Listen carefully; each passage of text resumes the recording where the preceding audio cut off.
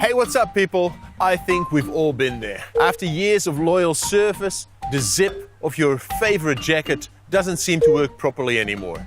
When you zip up your jacket, it splits right after the zipper slider. Really annoying and worrisome, right? What do you need to do now? Throw away your jacket? How disappointing. Well, hang on there, buddy.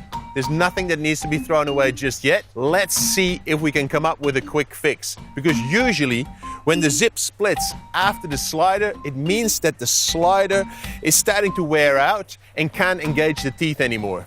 So what do you need for a quick fix? A pair of pliers. Open your zip, bring the slider all the way down so you have easy access, and then start squeezing the body on either side of the crown. Start with gentle little squeezes. Don't overdo it.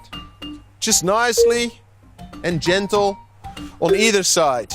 You start to bring the body back into shape, and when you think you've done enough, try the zip again. And if it works, boom, you're already done. Easy as. However, if it doesn't work straight away, just give it a little bit more. Incremental squeezes.